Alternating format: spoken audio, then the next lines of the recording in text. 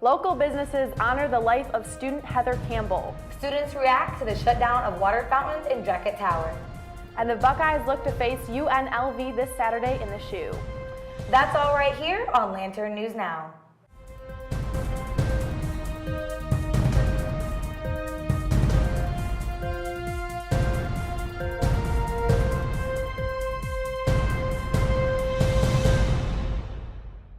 Welcome back, Buckeyes. I'm Elizabeth Suarez. And I'm Jamela Muhammad. You're watching Lantern News Now. Fourth-year student Heather Campbell was found dead on the morning of September 17th in her Taylor House apartment. She is believed to be the victim of an apparent murder-suicide committed by her boyfriend, Kyle Lafferty. Taylor House resident Katrina Beach called 911 at about 2:30 a.m. Saturday morning and said she heard extreme arguing. Beach then told the 911 dispatcher that she heard 3 consecutive gunshots as she passed by the door of Campbell and Lafferty's apartment. Police arrived at the scene and knocked on the door repeatedly, but after receiving no answer, left at about 3 a.m. Almost exactly a day later, a best friend of Campbell walked into the apartment to find the couple dead on the floor. She proceeded to call 911, and the couple was pronounced dead at 3:16 a.m. Sunday morning. Lafferty was a recent graduate of the U.S. Merchant Marine Academy, but according to the police incident report, Lafferty was also a habitual offender. Local bars 2's Under High, 3's Above High, and Barrel on High hosted fundraisers for Campbell's family Thursday evening. I was there and spoke to the owner of the bars and patrons who stopped by. After the death of fourth-year student Heather Campbell, the Buckeye community is coming together to support her family. Local business owner Scott Ellsworth decided to host a fundraiser at his 3 bars from open to close Thursday evening. We always find it when something tragic happens, we always feel the need to step up and do a fundraiser to help the families. I'm a father of a little girl myself, so I know, I can't even imagine what those parents are going through. Choose is going to be providing 25% of their proceeds to Heather Campbell and her family. So I'm going to be speaking to these 2 lovely ladies just about, Heather Campbell and her death and how you guys are going to choose tonight. This is going to help you guys chip in to help the family tonight. Can I speak a little bit about that? Yeah, we have a couple of mutual friends, so we're not only supporting her and her family, but them as well because, she was an amazing person and definitely touched probably a lot of people. So we're just out here supporting them.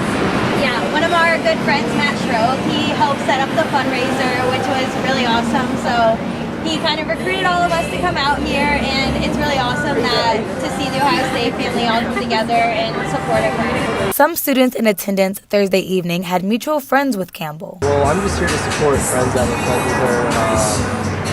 One of my buddies was a big part of organizing this because he knew her from high school, so just here for him and my girlfriend who was mutual friends with her. So. Ellsworth says the evening is a show of solidarity from the Ohio State community.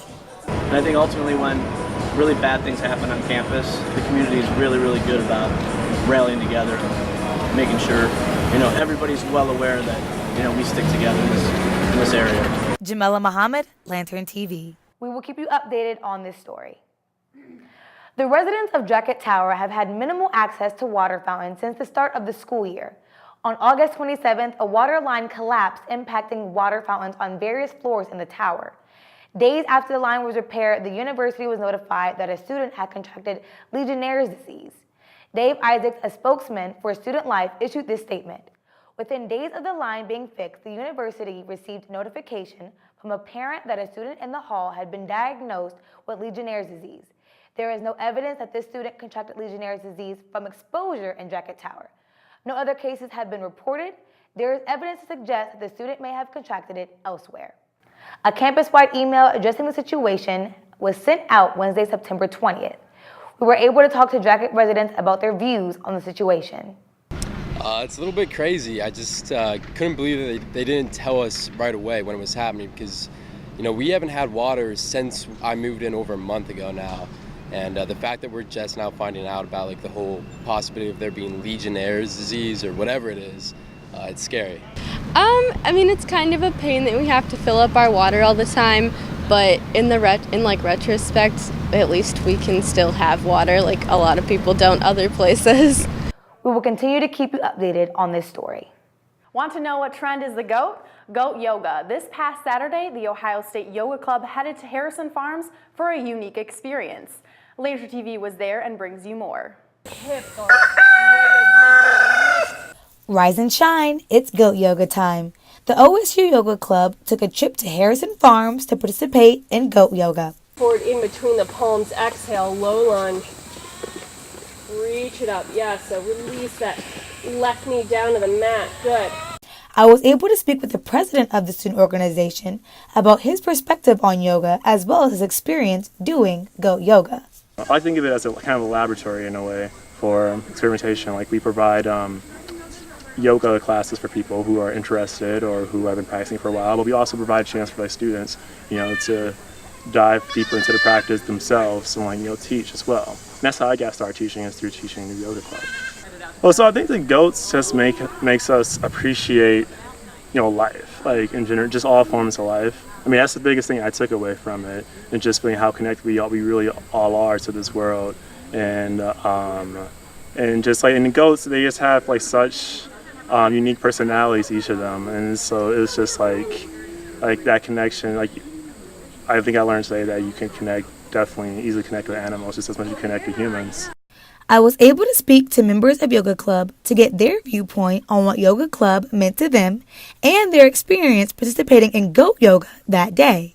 I found Yoga Club last year at the involvement fair, and it was just something I was like, oh, that sounds fun to do. And honestly, it's been just a really great way to de-stress during the week when I'm just like, oh my gosh, I have so many things going on and I just need something. And then just sitting down for an hour and just relaxing and letting my head go empty has been really great for me. It was really great just hearing them yell in the background, and then just hearing all the different sounds around the farm throughout the lesson and everything. I didn't know about it till recently, and I was just curious how it would work, and it worked so perfectly. They just did their own thing, we did our own thing, and they're just so cute and lovely. It was so fun. I've never been able to do yoga outside before, so to be out here and on the farm and again hearing all the sounds around you was really cool, and then holding the goats. I'm here with Buckeye, the baby goat. She is only 1 week old. Did you want to say anything to the camera, Buckeye? All right. My name is Jamela Muhammad. I'm here at Harrison Farms for Lantern TV. Those goats look so cute. I know. Buckeye was so adorable, especially when she started nibbling on my little necklace. So cute. Now let's throw it over to James for a preview of Ohio State versus UNLV. Thanks, Elizabeth and Jamila. I have here our Lantern sports editor and assistant sports editor, Colin Hassel and Edward Sutland. Fellas, Ohio State opened up as a 40-point favorite for this game. Will they cover? Is that too much? Yes, I think they're going to cover, and probably then some. UNLV hasn't really been tested against a top-line offense this year. They've played Howard and they've played Idaho. They gave up 43 points to Howard in the season opener. I think that this is going to be a game for Ohio State to sort of get their offense right, and as a result, they're going to pile up points pretty early, and they're easily going to cover the spread. Now, the most points they've scored in the first half is 17. When you factor that in, does that mean anything to you when they're playing UNLV? Howard dropped 43 on them.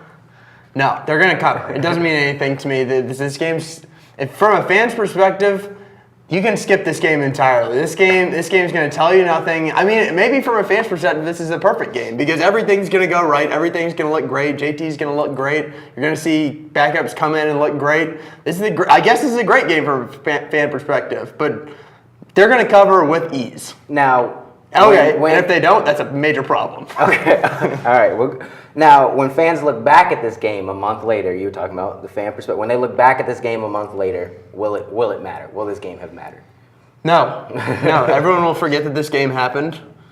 Honestly, I'm being totally honest, there's not much that can come out of this game from a fan's perspective, from a coach's perspective, from a journalist's perspective. There really isn't much to be learned from this game, and that's why it makes it so weird. You get the Army game where there's this, you have the Oklahoma game where everything looks pretty bad and you lose your first game of the year. Then there's the Army game where you can't really learn anything from it because it's the triple option, because this is a totally different opponent. I mean, players said that they didn't even watch the full Oklahoma film. That's crazy. They didn't get the chance to because they had to prep for Army. And now you have UNLV, who's terrible. I mean, maybe that's just what Ohio State ordered to get their mojo back and get some momentum heading into Big Ten play, but no. The answer is no. No one will ever remember this game. Ed, what do you think in this game against UNLV, what do you think the offense will look like? They were pretty run-heavy last game. They tried to get the passing game going, but what will they look like this game against UNLV?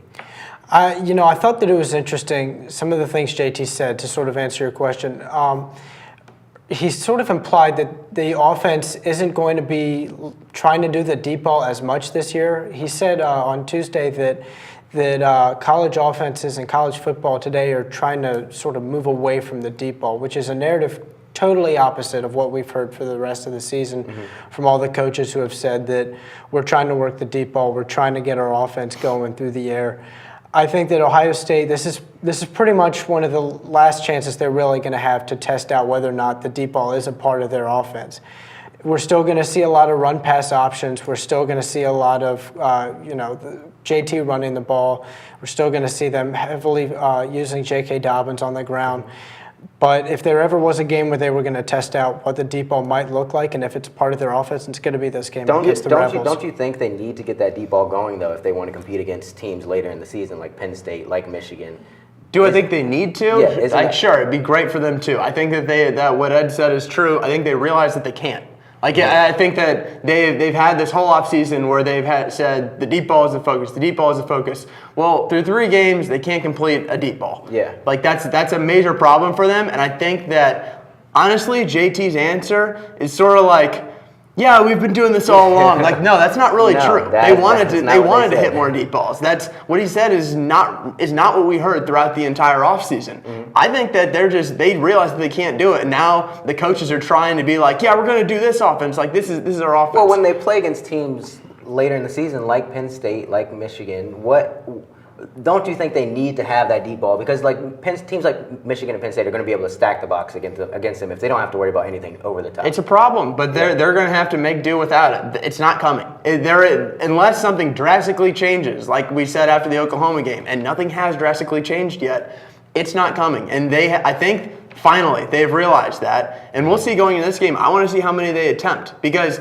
I think they can hit some against UNLV because they're going to have openings downfield. Yeah. Whether they attempt that or not, though, I think is what's going to be interesting. Okay. Now, Dwayne Haskins came in at the end of the game last week against Army.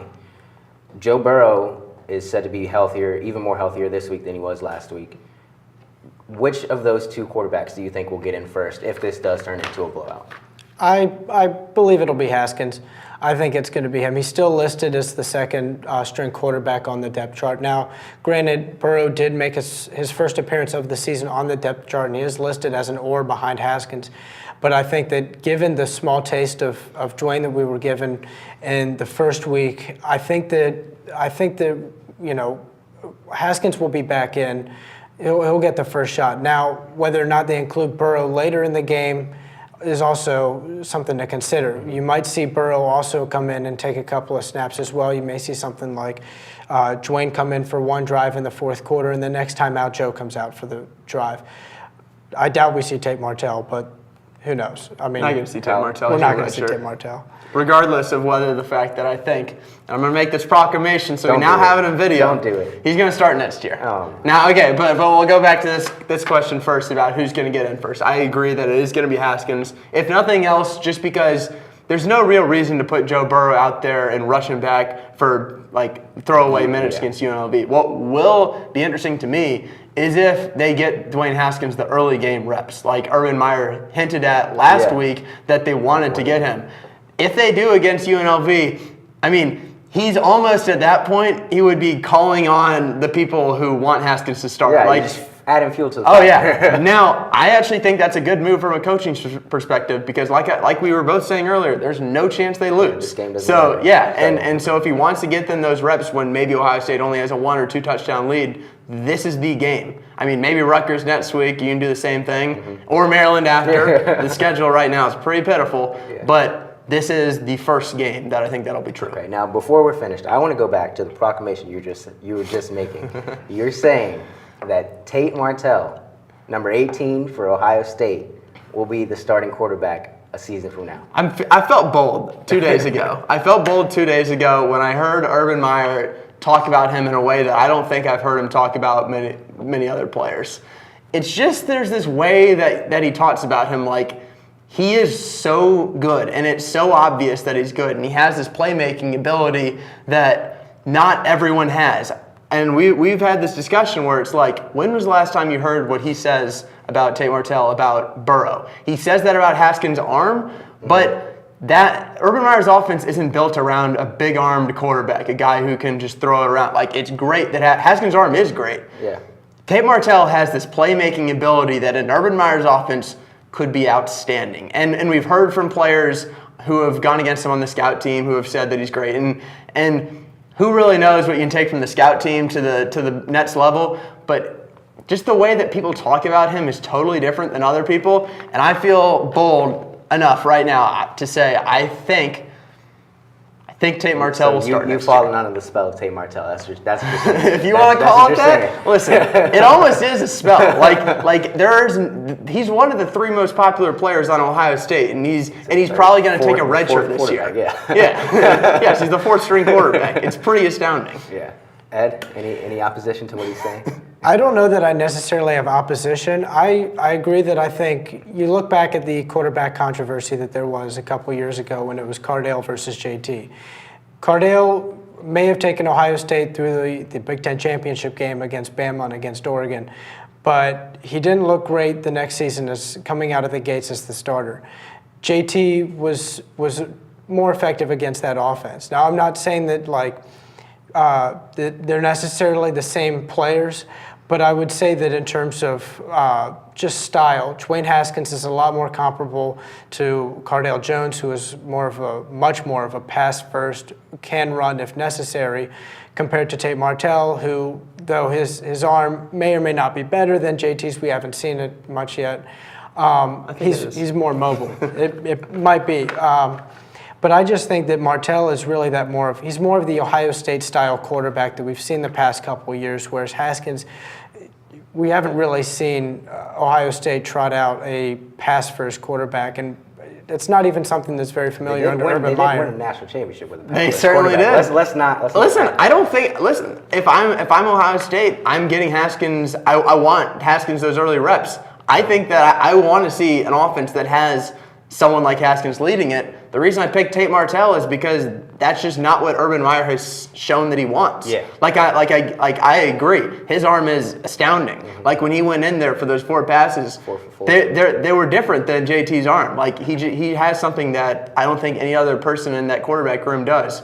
And by the way, like a third of this has now been about next year's quarterback thing. It's because the Tate Martell, Haskins, it's so fascinating. I think the backup quarterback thing, it's people are almost done with JT in a way that it's like, I just want to see what's next. Even if he is going to be good for this year, I think a lot of people are just ready to see what's going to be next because he's gone after this year. So, I mean, it doesn't really matter. Well, we'll look back on this conversation a year from now, and Colin will either be a savant or he will be a crazy man. Okay, make your pick.